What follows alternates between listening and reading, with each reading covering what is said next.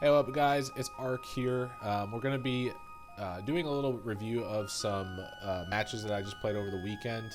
So I was thinking of doing a new thing with this playlist of just kind of uploading like a review of my tournament games and just my thoughts on them. So I'm doing this on my Twitch and then just going to be hopefully uploading the VOD. So we'll just see how it goes. So you may hear me reference someone in the chat, but that's the reason why. So, like for instance, Bond King. What up, Bond King? So the first match I played against was Philbois. He's a Night Elf player from Brazil. Our first map was Concealed Hill, I believe, and then we played Echo Isles. Yeah, Concealed Hill was his pick, and Echo Isles was my pick. What up, Grinch? Grinchy Grinch. So we'll observe on his view. So essentially, Elfmere, there's a couple maps that I just don't really like playing in Elfmere. So if you consider like the normal 7 maps, like free league maps, you have TM, TS, EI, LR, CH, AZ, and Northern Isles, NIS.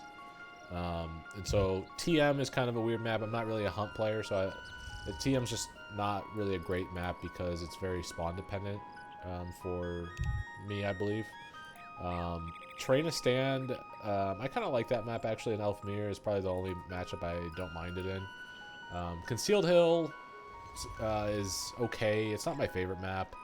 LR, I don't mind. I guess long story short, we played on Concealed Hill. Not my favorite map, but it's a decent map for me on Elfmere.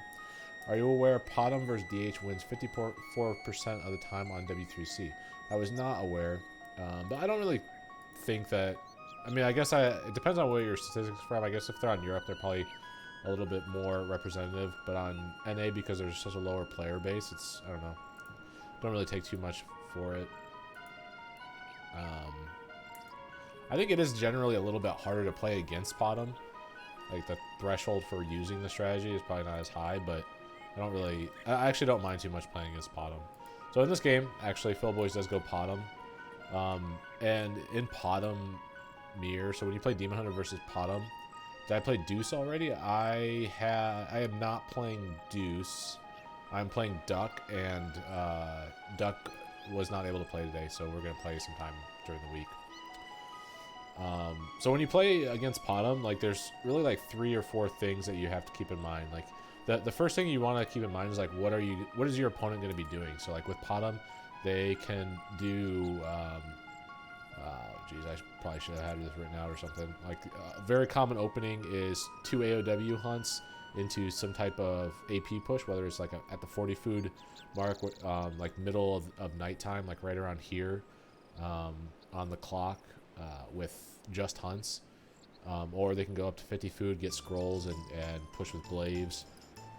Or they could just do like an expo, like a hunt expo. They could do 1 AOW hunts into teching, into expo and dryads. And so, yeah, pretty much flow. It's essentially what we're watching right now. So really the key that the Demon Hunter player has to follow is what is your opponent going to do? Player's forces are so under attack. Right now it's a really really standard opening for me. I do observe, or I don't actually know he's going Potom yet because I didn't scout his base. I just scouted that he was doing an AOW creep, which probably my mistake. I probably should have looked into his base to see if he had a second moonwell. The trigger there for knowing whether it's Potom archers or if it's just Potom into hunts is basically if he has a second moonwell. If he has no second moonwell, then you can assume hunts. If he does have a second moonwell, you can assume archers. Essentially, the reasoning for that is if you build the second moonwell, you're delaying your hunt, so there's no point in building the second moonwell. So I know right here he's got a Potom, so I gotta check. And that's when I realized that, oh shit, I didn't actually check for the second moonwell. So I'm checking the second moonwell, and I don't see it, so I know that, hey, he's doing a hunt opening. And then I basically am using this wisp. Essentially what you want to do with this wisp is you want to put it in an out of spot, or out of the normal locations that a Potom would check, because what he wants to do is try and deny vision. And so I want to keep this wisp alive as long as possible, as well as make it useful for denying early expo. So I hide it in the little trees here, scout again, because at this point the Potom is probably running cross map. if he's still on this side of the map, I can assume he's probably going to do an expo because it just doesn't make a whole lot of sense for him to be aggressively denying my vision so much if he was there. So that's kind of the reason why I felt comfortable. And then I see his second AOW, third Moonwell.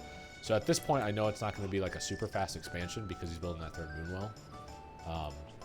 And it's really, at this point, I'm just building my base to close it off to have only one large opening to defend against. A player's forces are under attack. So I don't want to make these videos like way too long, so I'm going to kind of speed through them as much as possible. And then I do another thing here where I'm keeping this wisp out of game sound super loud versus mic. Okay, sorry. I might need to see if I can up my voice.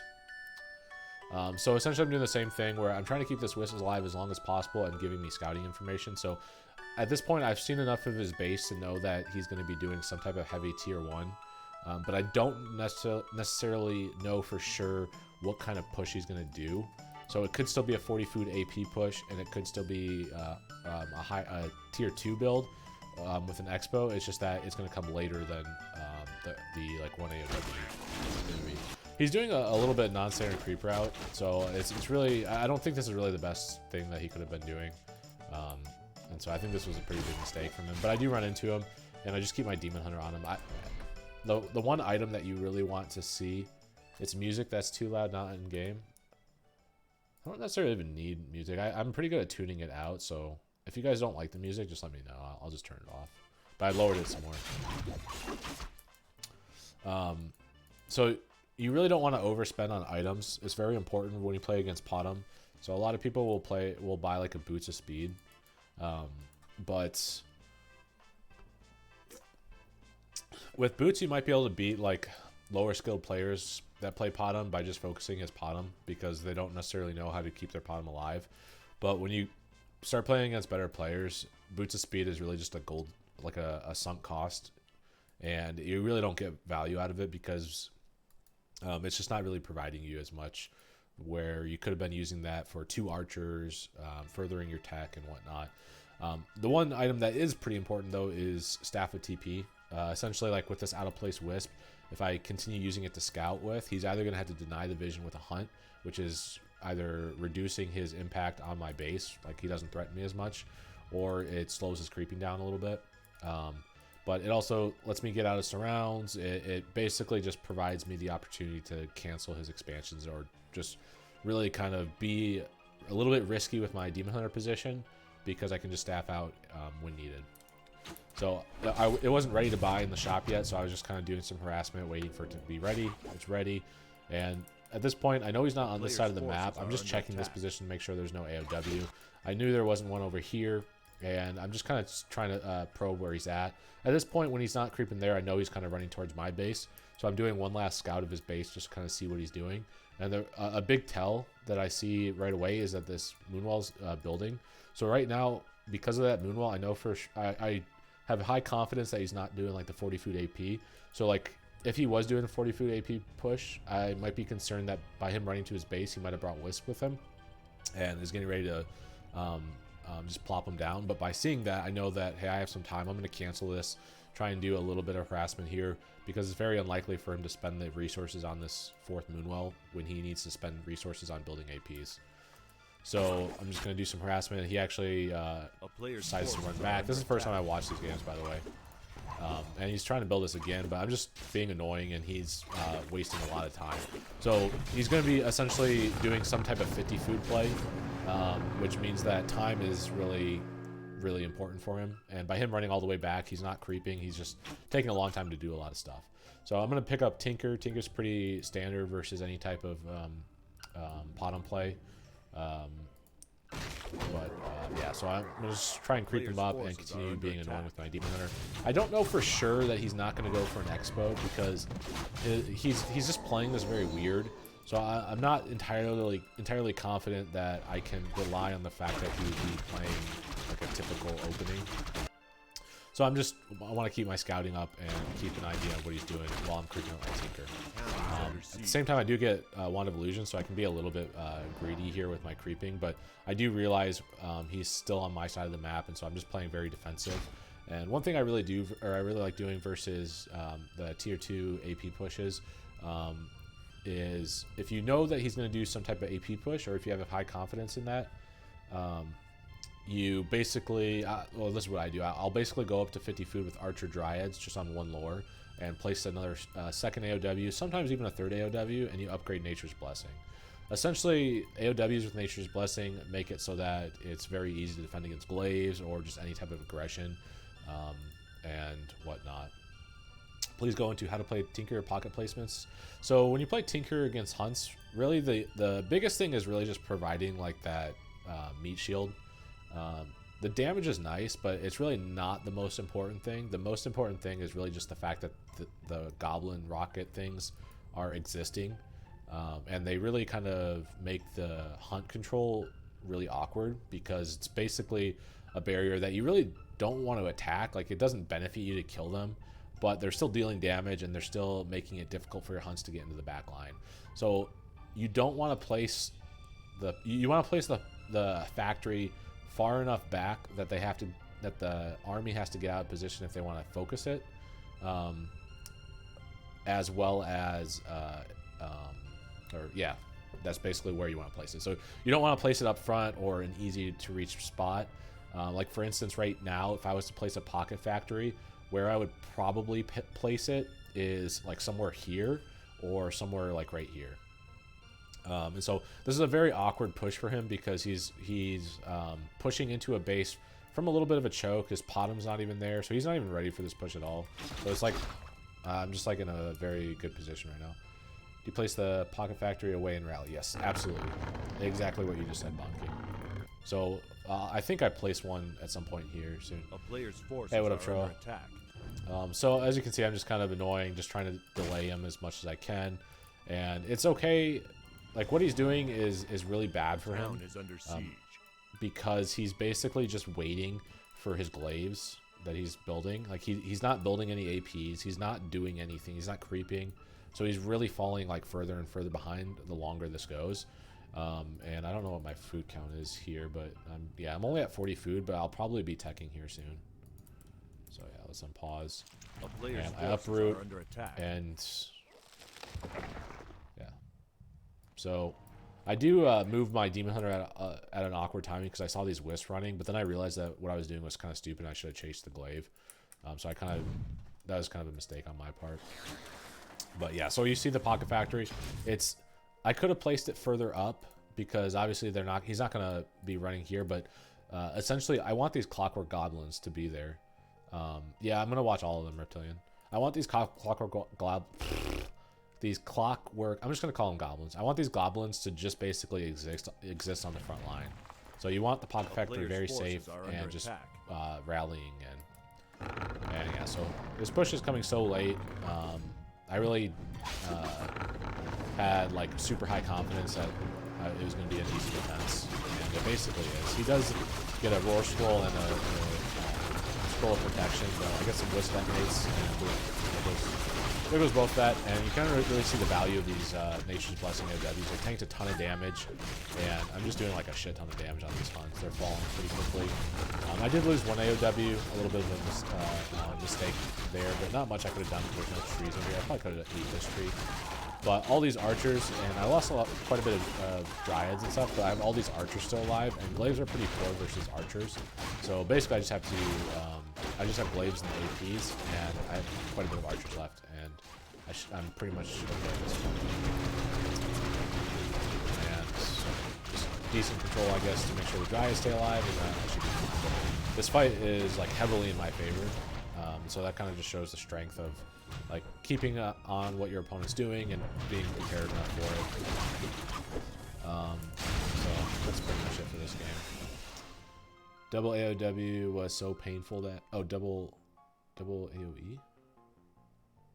I was on Discord talking. I was like, FG is gonna throw this shit. No way. So I don't know. We'll see. Nature's Blessing and AOW is better than AP. Absolutely.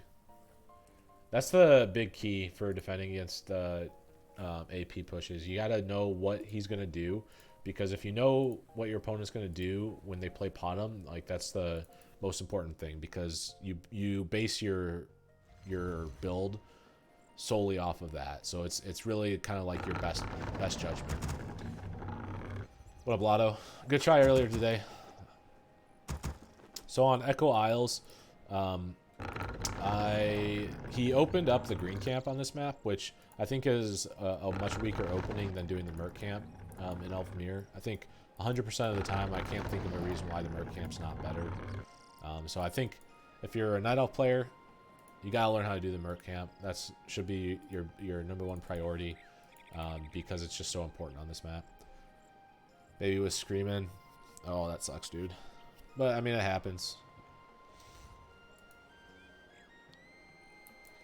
So he doesn't do it. One thing I've also gotten into the habit of doing, so this is something that I picked up from, I want to say it was Alice in WGL. He did this build versus human.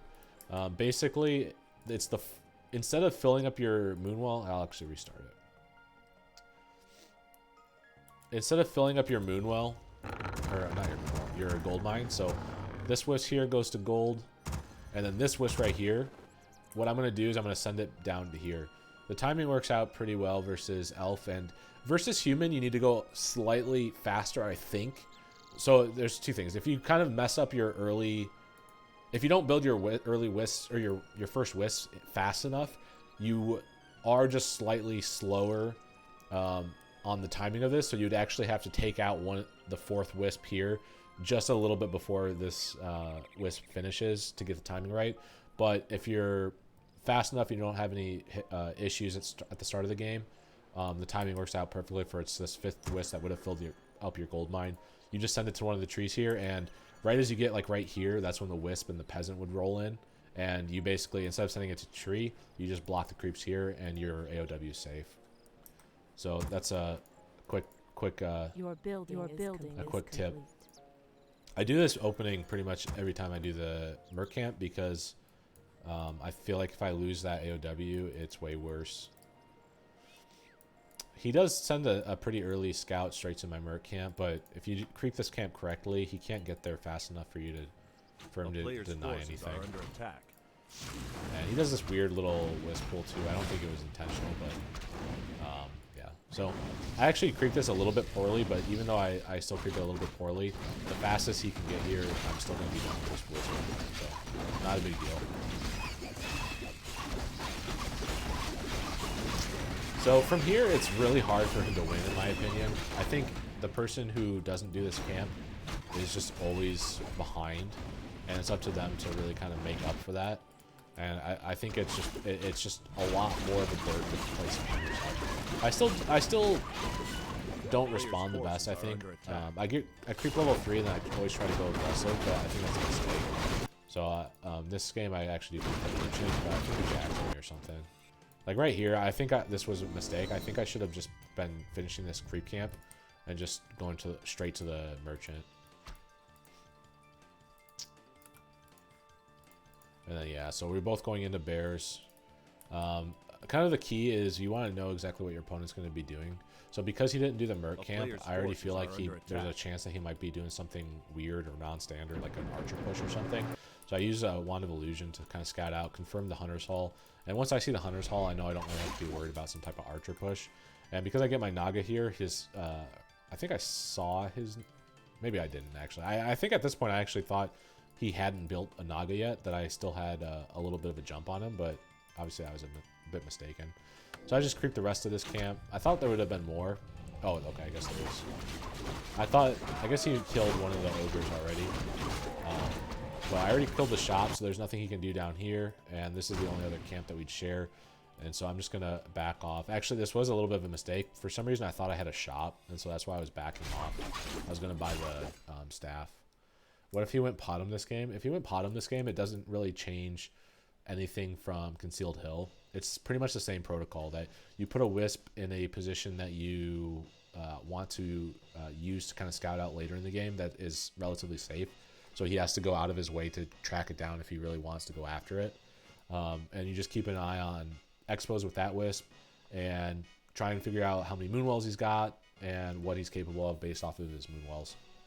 So playing against Potom is pretty much the exact same no matter what map you're playing on.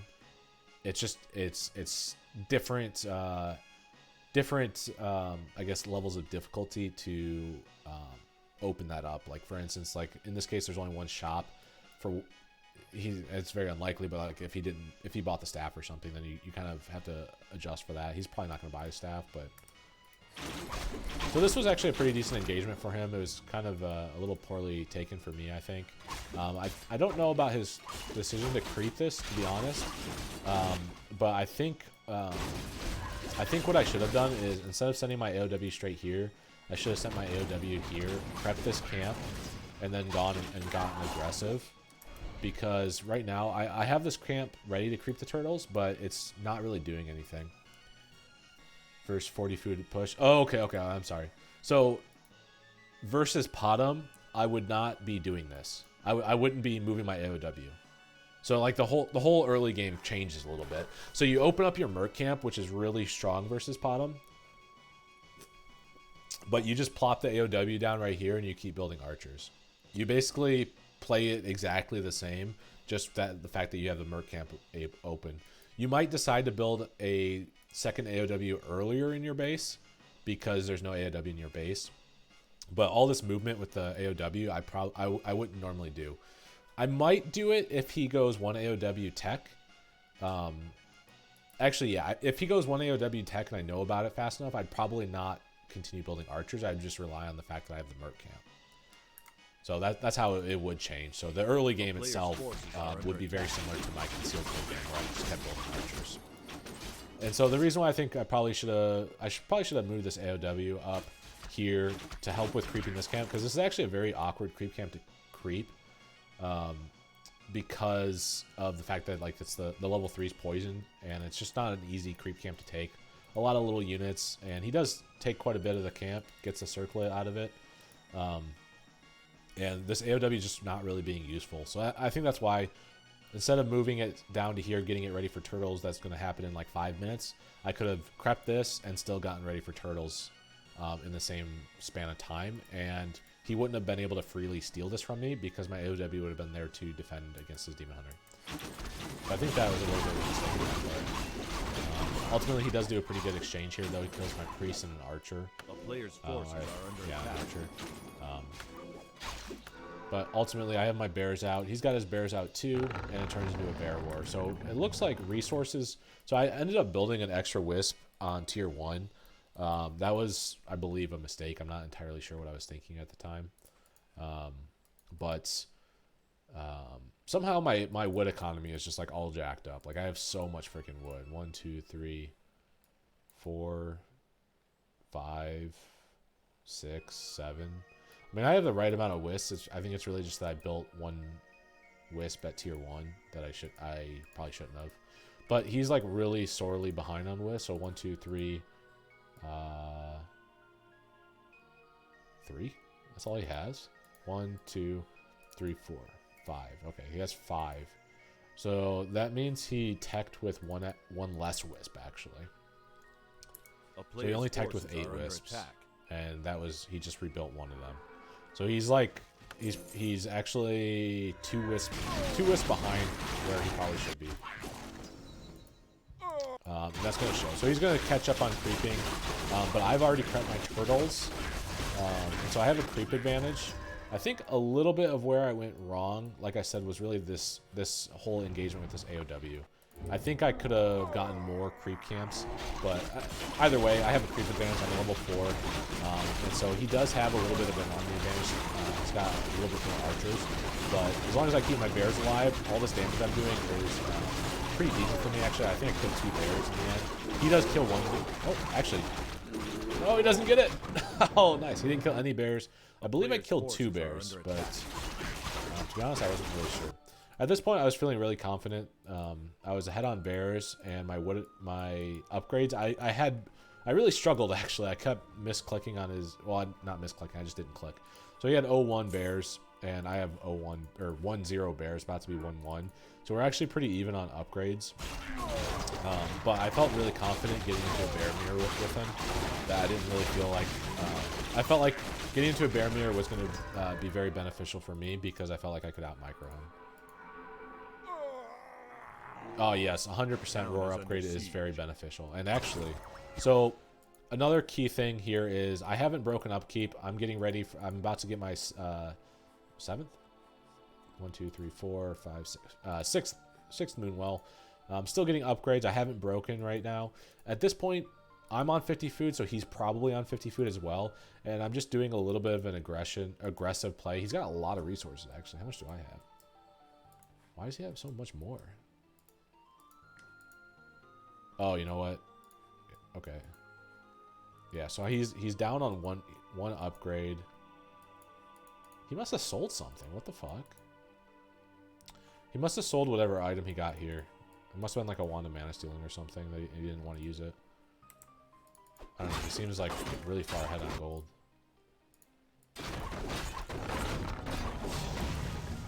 He didn't creep anything more than me. So right here, he decides not to TP back, I guess. Yeah, so he doesn't TP back. And I think I do have 1 bear advantage for 5. 4, 6, yeah. So I have 1 bear advantage, kill a Moonwell. And really this is me just trying to get him to like break upkeep. Because I know I'm staying on, I'm being the aggressor. I know I'm on 50 food. He's probably on 50 food. And I actually see his lores building. So I'm like, okay, so he's breaking upkeep. So now I'm using this time to catch up on gold and making him waste resources that I'm not spending. And the second I need to, I can break immediately. And so basically the time between now and then, I know I'm in an advantage. So I basically just kill a lot of shit though, and at this point I'm like, okay, he either doesn't have a TP or he's just letting me win. If I kill 1 lore, I'm like, okay, I'm just gonna kill his main. So at this point I know I've pretty much won. And I just have to break upkeep, and I do. So I just had to get my army out, and defend whatever push he brings into me. And I should be fine. Do you target tree, Moonwell, or production buildings? So truthfully, all I was trying to accomplish there was to get him to break upkeep. Because I wanted him to think that I was breaking upkeep to do this push. At the very least, if we both stayed on 50 food and we had a fight, I was going to make him use a bunch of Moonwells to defend against it. And I felt confident that I would win the fight because I was about to have +2 come as well. And I have it now. And I felt I had an upgrade advantage. So I just felt like enough things were in my favor, so I just wanted to get him to either fight, or if he doesn't fight, I'm just going to kill his main. So I killed Moonwell first just because I didn't want to like commit into his base, but once he didn't defend his Moonwell, I was like, okay, so he's okay losing at least another building, so I kill his lore, thinking that, okay, well, he's going to have to wait to rebuild that before he can get his production out. And at this point, he's behind on hero levels and on me, and I just dead his bear, so he's got no roar. Well, I guess he does have one, but at this point, he just doesn't win his bear fight, so there's not really much he can do at this point. Actually, did I even lose a bear? No, okay, he didn't even kill a bear in the last fight. That sucks. So that was the series versus Philbois. Do you just A-click bears? Yeah, when you actually fight in a bear mirror, you just A-click the ground. You want to be very conscious of how your bears are positioning, because even if you have the same amount of bears, it can matter quite a bit, like the concaves around individual bears. So for instance, like if he's wrapped around, like if this is my bear line and his bear line is like off to the side and wrapping around, the bears on the edge are going to have like an extra bear or two that are fighting the edge bear. So I either have to staff that out. Yeah, I mean, I have to staff that one out, which means then that it just like slowly pushes down on that. And so every time that so that position is like terrible for the person that's getting wrapped around, because more of my bears are attacking the same bear. And the important thing is you want all your units to be attacking, but the more that you can get attacking the same unit means that you should pull ahead in the fight.